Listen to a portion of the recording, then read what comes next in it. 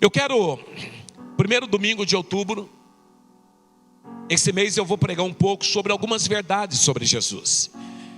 Abra sua Bíblia em João capítulo 14, verso 6. João capítulo 14, verso 6. Enquanto a palavra de Deus está sendo ministrada, você vai viver milagres de Deus. Respondeu Jesus: eu sou o caminho. Jesus não é um caminho. Jesus, ele é o caminho. Nós precisamos abrir a nossa visão para entender quem é Jesus. Há pessoas que acham, Jesus é um caminho. Não, Jesus não é um caminho. Jesus é o único caminho. Jesus é o caminho que nos leva à vida. Então, queridos, quando nós olhamos para Provérbios, capítulo 14, verso 16, verso 12, diz: há caminhos que aos olhos dos homens parece direito, parece bom, mas o fim deles são caminhos de morte.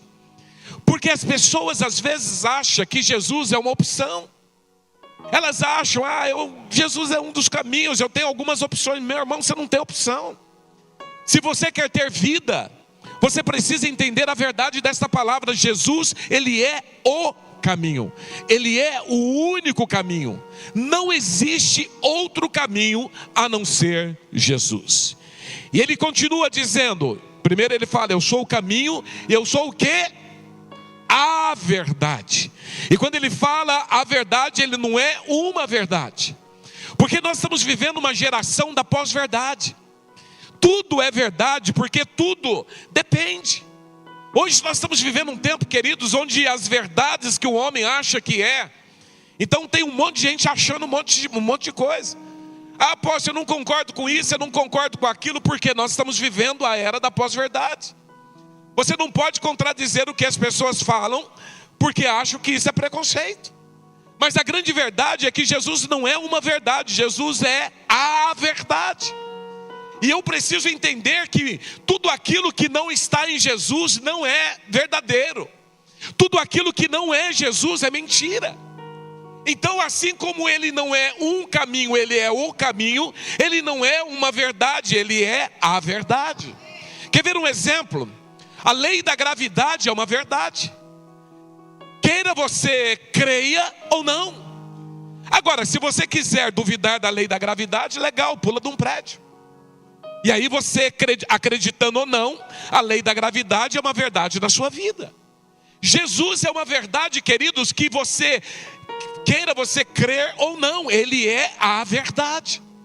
Então o fato de você não crer em Jesus não vai mudar a verdade de quem ele é, porque ele é a verdade. Mas a Bíblia continua dizendo, Jesus continua dizendo, primeiro, eu sou o caminho, eu sou a verdade, eu sou a vida. Quando nós olhamos, queridos, para esta palavra de Jesus, a vida, aqui nós encontramos 3 níveis. Quando se fala de vida, existem 3 tipos de vida. A primeira vida é bios. Bios significa a vida física, a vida limitada. Nós temos a vida física. Nós comemos, nós caminhamos, nós exercitamos. Porém a vida bios, ela tem um tempo, ela tem uma duração. Bios é a vida que acaba. Existe a vida psique, que é a vida da alma, que é a vida interior, a vida da mente, da vontade. Quando se fala desta vida psique, muitas pessoas, elas precisam de algo para sentirem feliz, para sentir alegre. Então a vida bios é a vida limitada, é a vida física. A vida psique é a vida da mente, é a vida da alma. E a Bíblia fala sobre Zoe. Zoe é a vida de Deus, é a vida do Espírito. E quando Jesus agora está falando, eu sou o caminho, eu sou a verdade, e eu sou, está falando de bios. Ele não está falando de psique, Ele está falando de Zoe. Ele está falando que Ele é a vida eterna. Ele é a vida que não tem fim. Ele é aquele que dá vida, mesmo diante de algumas dificuldades. Por isso, quando nós olhamos, queridos, para João 10:10, Jesus diz: o ladrão vem senão para roubar, matar e destruir, mas eu vim para que tenha o quê? Vida. E que tipo de vida? Em abundância. A vida em abundância não é bio, não é psique. A vida em abundância é zoe. É a vida que mesmo você passando por dificuldades, você encontra em Deus esperança. Mesmo você passando por lutas, por tormentas, você está feliz. Então tem pessoas que vivem a vida bios, apenas a vida física. Tem pessoas que vivem a vida psique, que depende das suas emoções.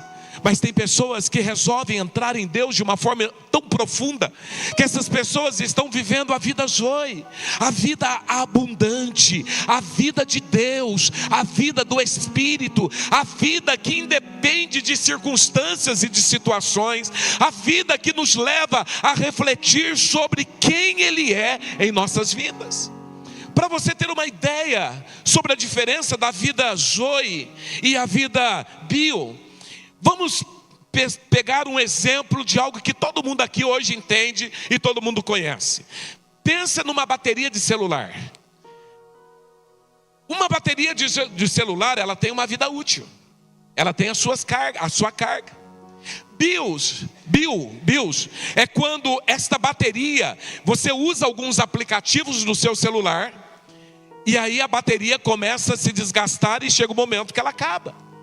Mas a vida zoe é quando você pega esse celular e você liga agora numa fonte inesgotável. E agora essa bateria nunca acaba, porque zoe está ligado ao trono do céu, está ligado a Deus, está ligado a uma vida que não acaba, uma vida eterna, uma vida que não tem fim, uma vida que independe de circunstâncias e de situações. Então quando Jesus agora ele se apresenta, Jesus se apresenta como o seu único caminho. Jesus aqui ele se apresenta como aquele que tem o poder de mudar a tua história. Ele fala: eu sou o caminho que você anda, eu sou a verdade que você confessa, e eu sou a vida que você tem. Então nós precisamos entender que Ele é a minha verdade, Ele é o meu caminho e Ele é a minha vida. E aí a grande pergunta é, talvez perguntam para você: por onde você anda? Eu ando nele. Qual é a verdade que você acredita? Ele. Qual é a vida que você tem? Ele. Então, queridos, nós precisamos começar a entender que sem Deus nós não somos nada. Sem Jesus nós não somos nada. Lembra daquele cântico antigo? Não dá, sem Jesus não dá. Lembra? Isso é do tempo lá do André, do tempo que o André era jovenzinho. Não dá para viver sem Jesus. E realmente, queridos, não dá para viver sem Jesus. Então agora Jesus ele se apresenta como o caminho, como a verdade e como a vida. E a grande pergunta: será que nós estamos vivendo essa vida? A grande verdade, queridos, que nós precisamos voltar para as verdades de Jesus. Nós precisamos voltar para aquilo que a palavra de Deus tem nos ensinado. Quem somos em Deus? De vez em quando nós abrimos a internet, nós vemos que existe lá uma discussão teológica. O que pode, o que não pode. Uns falando: não, mas a minha visão é calvinista. Outros, arminiano. E cada um crendo numa coisa, queridos, é uma coisa terrível. Algo que nós precisamos entender, queridos: nós não precisamos de uma discussão teológica. A única coisa que nós precisamos é da presença dEle. A única coisa que a igreja necessita é da presença dEle. Ah, mas porque o pecado pode, o que não pode? Meu irmão, não importa o que pode, o que não pode. O que eu preciso é da presença dEle, porque a presença dEle é capaz de mudar a minha vida. O que transforma a vida do homem é a presença dEle. O que nos faz vencer o pecado é a presença dEle. O que nos faz viver em vitória é a presença dEle. Quando a presença dEle chega, tudo aquilo que é errado, Ele sai. Então nós precisamos entender, é por isso que Ele fala quem Ele é. Ele é o caminho, Ele é a verdade, Ele é a vida. Oséias capítulo 6, verso 3: conheçamos e prossigamos em conhecer o Senhor. Sabe o que a igreja precisa hoje? Conhecer o Senhor. Talvez, queridos, você esteja atribulado em algumas áreas da sua vida, mas eu quero te dizer hoje, o que você precisa é conhecer e prosseguir em conhecer o Senhor. É entrar numa vida de intimidade com Ele, é entrar numa vida de profundidade com Ele, é começar a viver a vida de Deus na terra. Eu quero que você comece a entender, queridos, nós precisamos andar como Jesus andou, nós precisamos viver como Jesus viveu. Quando nós olhamos para Jesus, quem é Jesus? Jesus, na verdade, é a encarnação daquilo que os profetas diziam. É a encarnação de tudo aquilo que Isaías, Jeremias, Ezequiel, tudo isso, todos eles disseram. João capítulo 8, verso 32, tão conhecido: conhecereis a verdade e a verdade vos libertará. Jesus é a verdade que liberta. Quantas vezes, queridos, você vem na igreja há tanto tempo e você fala: apóstolo, tem áreas da minha vida que eu não consigo me libertar. Me perdoa, queridos, então você não conheceu a verdade. Tem coisas da minha vida que eu não consigo deixar, então você não conheceu Jesus. Conhecereis a verdade. Quando eu conheço Jesus, eu sou liberto. Quando eu conheço Jesus, não tem como eu continuar numa vida de pecado. Quando eu conheço Jesus, não tem como eu continuar na vida de vício. Quando eu conheço Jesus, eu sou transformado. Eu sou presidente do COMAD, que é o Conselho Municipal de Política de Drogas. E nós temos dentro do conselho várias autoridades. E um dia, a coronel Esther, ela era conselheira na época, ela falou: não, pastor, eu entendo. Uma pessoa só consegue se libertar das drogas através da fé. Eu sei que toda técnica é importante, toda técnica é necessária, mas o que liberta uma pessoa é a fé. Fato, o que liberta uma pessoa é Jesus.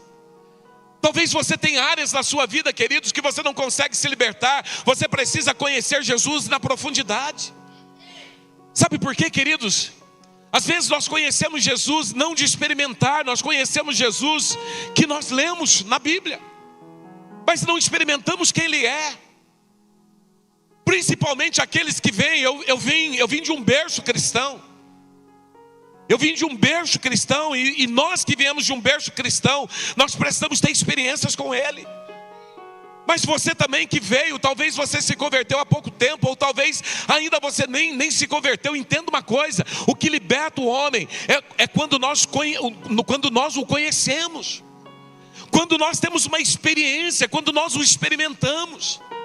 Nós precisamos parar com aquela mentalidade, queridos, que eu posso só de falar sobre Jesus, eu leio sobre Jesus e aí eu serei liberto. Não, mas quando eu tenho uma experiência com Ele, quando eu começo a viver a vida de Deus, queridos, a nossa vida é transformada. Eu confesso que eu fui para esse evento, queridos, com muita fome de Deus. Eu tenho andado assim. Eu tenho orado, eu falo para Deus: o Senhor pode fazer de mim o que o Senhor quiser, Deus. Deus, eu sou a pessoa mais fácil que existe nessa terra, que o Senhor pode fazer o que o Senhor quiser. E foi muito interessante na quinta-feira, quando teve a transferência de unção, rende. Ele falou: olha, ele começou a orar e falou: algumas pessoas vão começar a sentir o corpo eletricutado. E ele falou: essas pessoas estão sentindo isso, vem aqui para frente. Querido, eu estava com tanta vontade que eu falei: eu vou sentir lá, porque eu não vou esperar sentir aqui não. Sério. Eu falei: Deus, eu não vou esperar não, eu fui. Queridos, eu não sou emocional. Eu não sou de emoção. Eu só caio se realmente algo acontecer. E no momento que ele orou por mim, eu caí, queridos.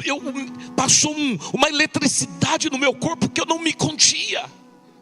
Eu olhava aquilo que estava acontecendo, consciente, eu dizendo: Senhor, o que está acontecendo com o meu corpo? 3 vezes eu fui ministrado e algo diferente aconteceu na minha vida. E eu disse: Senhor, a única coisa que eu quero é a tua presença.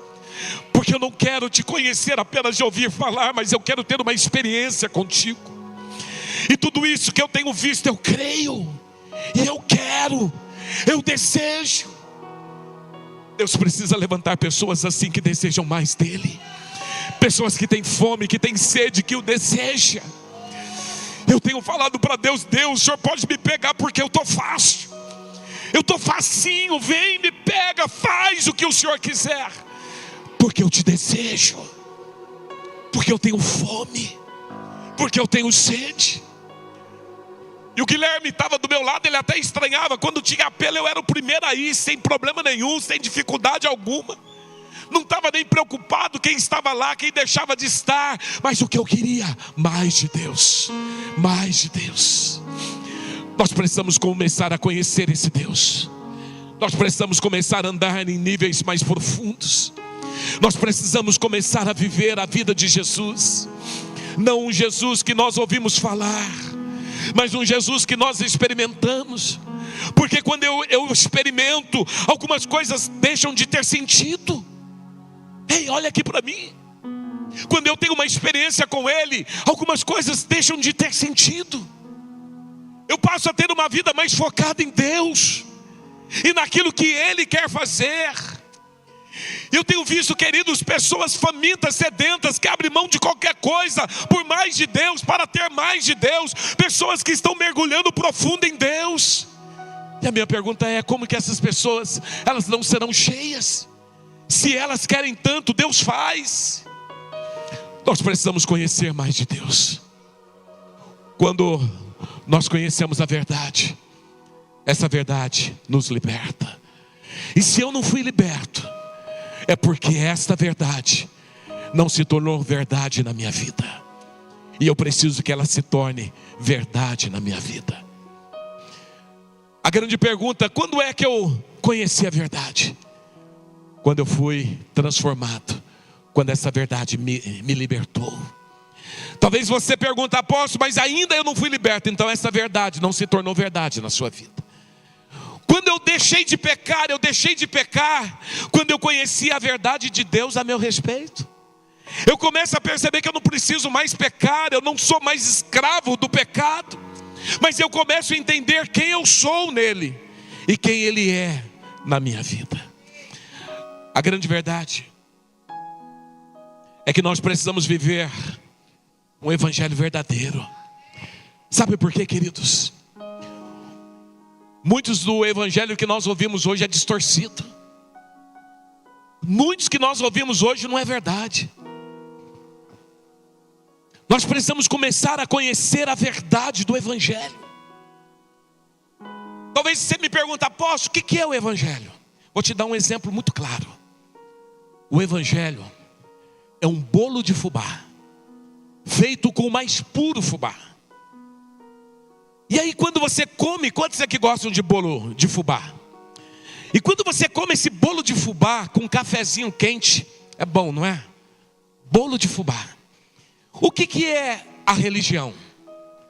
A religião é o glacê que colocaram no bolo de fubá. Consegue entender? O que é o evangelho? O evangelho é o bolo de fubá. Simples, puro, poderoso. O evangelho é isso. Quando a gente fala do evangelho de Jesus, ele é simples, ele é puro, ele é poderoso. Mas tem crente tentando colocar glacê no bolo de fubá. Combina? Por que não? Porque o bolo de fubá é simples. Aí começa a dizer o seguinte: olha, não é tão simples assim, a gente tem que dar uma mãozinha para Jesus. Então não basta você conhecer a verdade. Você precisa passar por um processo de 7 dias de libertação para quebrar as maldições. Você precisa passar por um processo para receber a cura. Você precisa passar por um processo para ter uma mudança de vida. Talvez, queridos, você esteja falando assim: apóstolo, ultimamente está pegando firme em cima desse negócio de libertação. Queridos, eu só quero que você entenda a verdade. Porque o evangelho de Cristo é o bolo de fubá, é simples. A Bíblia diz: conhecereis a verdade te liberta. Você conhece Jesus, você se torna livre. E se eu não estou livre é porque ainda não conheci a verdade. Então o processo de libertação serve para alguns que ainda não tiveram fé para entender que o evangelho é o bolo de fubá. Mas o que eu não posso é ser um religioso e começar a colocar glacê no bolo de fubá e ficar inventando moda. Não, Jesus não te cura não. Sabe o que é? Ele não te libertou, ele não te salvou, ele não te curou na cruz não. Você tem que passar um processo. Olha, as maldições, elas foram quebradas em Jesus, mas mais nada, meu irmão. Tá certo que o diabo ele tenta te enganar e fazer com que você não entenda esta verdade. Isso é fato. Mas a verdade é que na cruz ele quebrou todas as maldições que havia sobre você. E em Jesus você é livre. O evangelho é isso, é simples, é puro. O evangelho é verdadeiro. O evangelho, queridos, é um evangelho onde eu creio e pronto. Mas eu não posso ficar inventando moda. Existe um monte de gente inventando moda. Ah, mas não é assim não. Não pode ser tão simples assim. Não pode, isso não é toda a verdade não. Você precisa fazer. Olha, porque as maldições, meu irmão, na cruz ele já levou. Enquanto eu estava no mundo, a maldição tinha poder sobre mim. Mas agora que eu estou em Cristo, nenhuma maldição há para aqueles que estão em Cristo Jesus. Acabou. Isso é um fato. A cura, tudo que eu preciso está em Jesus. Tudo que eu preciso é Jesus.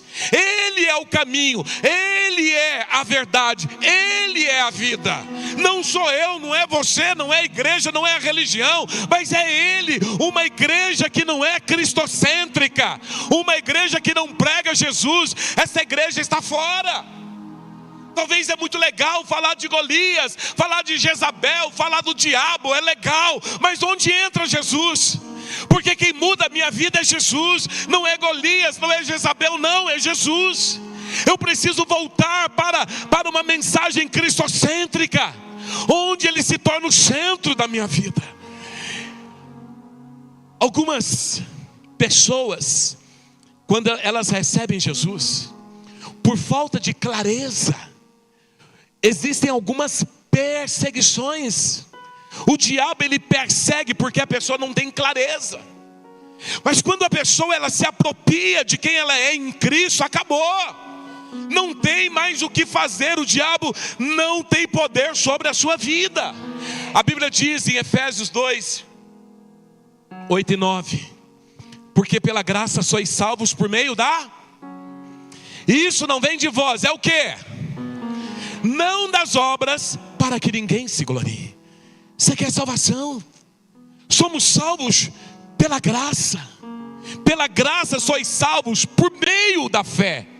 Apóstolo, eu sou salvo pela fé? Não, eu sou salvo pela graça. Mas eu me aproprio pela fé. A fé não me salva, mas a fé me leva a me apropriar da graça. Então a Bíblia está dizendo, pela graça você é salvo por meio da fé. E isso não vem de você, meu irmão, não vem das suas campanhas, não vem dos seus sacrifícios, não vem de nada que você faz. Tudo isso é dom de Deus. Diga, cutuca o teu irmão e fala, é dom de Deus, meu irmão. Fala para ele, Deus é bom demais, tudo isso é dom dele.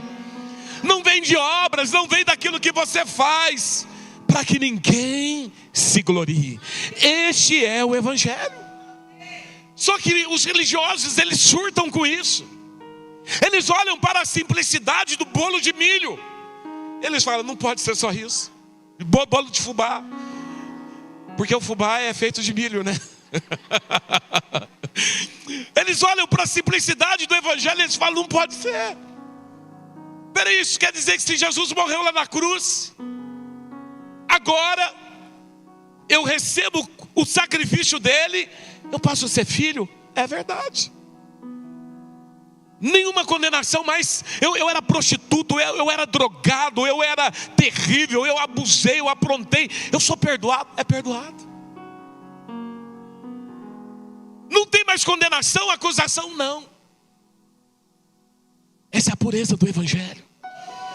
Eu tenho direito a ser curado? Tenho. Eu tenho direito de viver como filho? Tenho. É simples. É simples. Nós precisamos entender a clareza desta verdade. João 1,17. Porque a lei foi dada por intermédio de quem? De Moisés. E a graça e a verdade vieram por meio de quem? A lei foi dada por intermédio de quem? E a graça e a verdade? Tá, vamos entender esta lei e vamos entender esta verdade. Primeira coisa, quando a gente olha, qual que era a função da lei? Primeira coisa, queridos, a lei que foi dada a Moisés era justa, era santa, era boa. Mas a lei não foi dada para o homem cumprir. Preste atenção nisso. A lei não foi dada para que o homem cumprisse a lei. Qual que era a verdade da lei? Primeiro, revelar o pecado. Quando você olha para a lei, queridos, a lei era como um espelho para mostrar o quão sujo nós éramos, nós estávamos. A nossa necessidade foi mostrada na lei, que nós não tínhamos poder para vivê-la, para praticá-la. Então a lei, ela veio para mostrar quem éramos. Mas a lei também veio para nos conduzir a Jesus. Porque a lei aqui mostra nossa total incapacidade de viver à altura dos padrões de Deus. E agora nós precisávamos o quê? Desesperadamente de um Salvador. Olha o que diz Romanos 3,20. Porquanto ninguém será justificado diante dele por obras da lei, em razão de que pela lei vem o pleno conhecimento do pecado. Então quando nós olhamos para Moisés era uma verdade impressa, mas Jesus, ele foi uma verdade encarnada. Então quando nós olhamos, queridos, a lei, ela foi dada não para que o homem cumprisse, mas a lei, ela foi dada para mostrar que o homem não tinha condições de cumpri-la, que nós só conseguiríamos cumprir através de Jesus. Quantas leis foram dadas? Quantas leis? É uma pergunta, gente. 10 leis. Quantos mandamentos? 613 mandamentos. Então preste atenção. 10 leis, 613 mandamentos que o homem não tinha condições de cumprir. Vou dar um exemplo prático.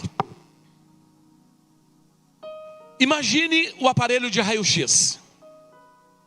O que é a lei? A lei é como um aparelho de raio-x. A lei, na verdade, ela mostra a fratura do seu braço. Mas o raio-x tem o poder de curar o seu braço? A lei não tinha poder de curar. Então a lei, ela mostrava a falha do homem.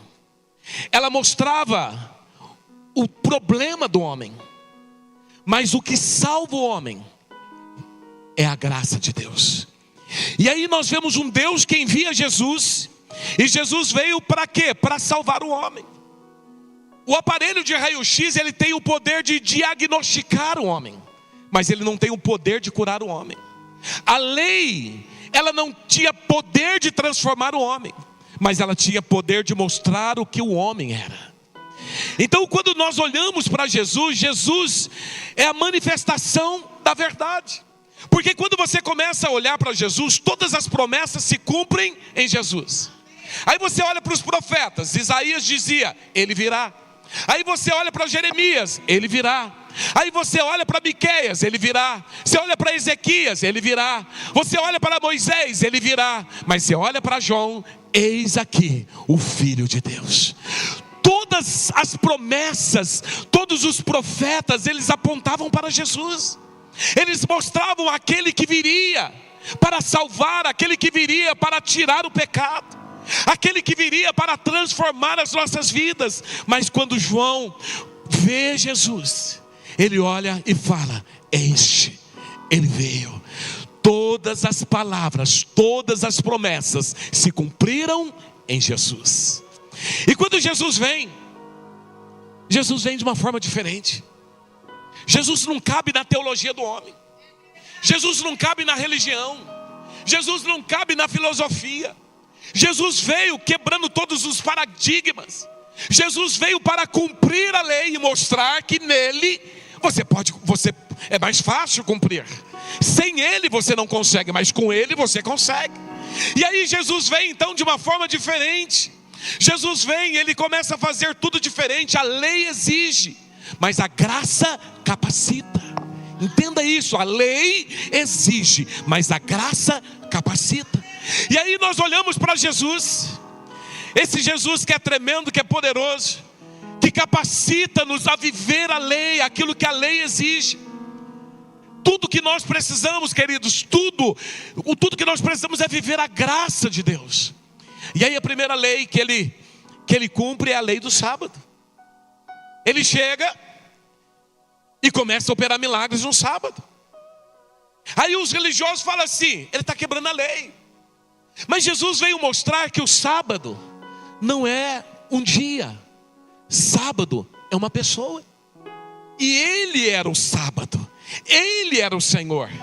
O que era a lei? A lei dizia o seguinte: olha, no sábado você não pode fazer nada, nos outros dias faz o que você quiser. Aí no sábado todo mundo parava, mas nos outros dias faz o que você quiser. Mas Jesus veio para mostrar algo diferente. Olha, eu sou o seu sábado, porque eu sou o seu descanso.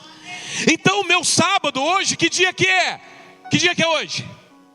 Que dia que é hoje? Não, hoje é sábado, porque Ele é o nosso descanso. Que dia vai ser amanhã? Sábado. Depois da manhã? Sábado. E depois de amanhã? Todos os dias nós vivemos em Jesus, e todos os dias é sábado, porque Jesus é o nosso sábado, Jesus é o nosso descanso. Os mestres não entendiam isso, eles surtavam. Eles olhavam para um Jesus que estava fazendo milagres no sábado, mas Jesus vem para mostrar que Ele é o Senhor dos senhores. Um dia pega a mulher adúltera, e eles chegam para Jesus e falam assim: Jesus, sabe o que a lei fala? A lei fala que devemos apedrejá-la. E Jesus agora expõe a hipocrisia da religião. Porque eu te pergunto, meu irmão, alguém adultera sozinho? Hã? Alguém consegue adulterar sozinho? Pelo menos 2 pessoas, não é? Cadê o homem? Por que o homem não estava lá? Por que o homem não foi trazido junto com a mulher? E Jesus então agora expõe a hipocrisia de uma religião. Ok, a lei não diz que devemos apedrejá-la. Ok, você não tem pecado? Pode já começar a apedrejá-la. A Bíblia diz que não ficou um. E Jesus olha para a mulher, não é que Jesus falou: olha, eu estou passando a mão no teu pecado, não. Jesus olha para a mulher e fala: eu não te condeno, porém vá e não peques mais. Esta é a verdade do Evangelho, esta é a verdade de Jesus, esta é a verdade de quem Ele é. Jesus, na verdade, Ele veio para cumprir o que estava escrito. Ele não veio para abolir a lei, Ele veio para cumprir, mas Ele veio para mostrar a verdade. Jesus, Ele foi para Nazaré porque estava escrito que Ele seria chamado Nazareno. Jesus entra no templo, vira a mesa dos cambistas, porque está escrito que o zelo da sua casa o consumia. Então Jesus, Ele olhava o que estava escrito, Ele ia lá e Ele cumpria. A grande verdade, queridos, você precisa saber o que está escrito a teu respeito. Olha aqui para mim, o que está escrito a teu respeito, meu irmão, o que Deus fala a teu respeito. Não é o que os teus pais disseram, não é o que o teu patrão disse, não é o que as pessoas disseram, não. Você precisa cumprir o que está escrito a teu respeito, o que está escrito para você, o que está escrito a teu respeito. Você precisa entender essa verdade, porque essa verdade de Jesus tem o poder de transformar as nossas vidas. Quero chamar o ministério de louvor, e eu quero encerrar com essa palavra agora. João 19:30 diz: quando pois Jesus tomou o vinagre, Ele disse: está, diga mais forte, está. Mais de 300 profecias havia se cumprido. Mais de 300 profecias havia se cumprido. E agora Jesus, depois de ter feito tudo que ele tinha que fazer, ele olha para o Pai e ele fala: está consumado. Que no grego essa palavra está consumado é tetelestai. Acabei, terminei. Mas a pergunta é: o que ele acabou? O que ele terminou? Sendo que ele não tinha pecado, mas ele atraiu sobre ele os nossos pecados. Ele se tornou pecado em nosso lugar. Mas quando ele disse está consumado, aqui ele estava dizendo: olha, o problema com o pecado eu resolvi. O problema com o pecado eu resolvi. Mas quando nós olhamos para essa palavra tetelestai, está consumado, essa palavra tem 3 significados. Primeiro significado, a conclusão de uma tarefa. Diga, a conclusão de uma tarefa. Então quando ele terminou, ele disse: eu terminei a tarefa, tetelestai. Vamos pegar um exemplo. Eu contrato o Jode vai fazer um trabalho na minha casa. E quando o Jode termina de fazer o trabalho, o Jode chega para mim e fala assim: tetelestai, terminei. Vamos pegar um outro exemplo. Elisa, o Antunes, que gostam de construir casa. Eles pegam uma casa para construir, e quando termina de construir, a Elisa pega a chave da casa, entrega para o dono e fala assim: tetelestai, terminei, acabou. Agora você pode entrar na casa e você pode desfrutar da sua casa nova. Você não precisa continuar carregando tijolos, pintando, fazendo bagunça, pedreiro andando dentro da sua casa, porque terminou. Então tetelestai significa a conclusão de uma tarefa. Então quando Jesus estava na cruz, e Jesus então havia cumprido tudo, mais 300 promessas ele havia cumprido, agora ele fala: tetelestai, acabou, concluí a minha missão, a minha tarefa. Segundo significado da palavra tetelestai, quitação de uma dívida. Você pegou um dinheiro emprestado e você pagou parcelado, e quando você termina de pagar, tetelestai, está pago, está quitado. Essa palavra também era usada para pessoas que emprestavam dinheiro. Eles então, quando a dívida era quitada, eles batiam o carimbo tetelestai, ou pagamento completado, está pago, está quitado, não deve mais nada. E quando nós olhamos, queridos, para a palavra de Deus, Colossenses 2,14 diz: tendo cancelado o escrito de dívida que era contra nós, e que constava de ordenanças, o qual nos era prejudicial, removeu inteiramente, encravando na cruz. Deixa eu te falar uma coisa, meu irmão, você não deve nada. Olha aqui para mim, você não deve nada. Toda a dívida foi paga. A dívida que você não tinha condições de pagar, ele foi lá e pagou. E no final ele falou: tetelestai, a dívida está quitada.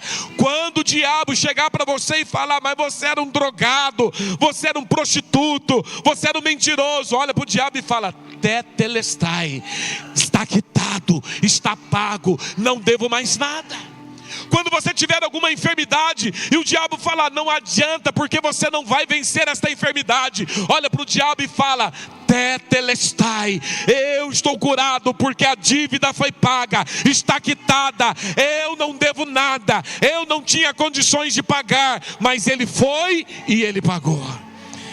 E por último, a palavra tetelestai significa apropriação de uma propriedade.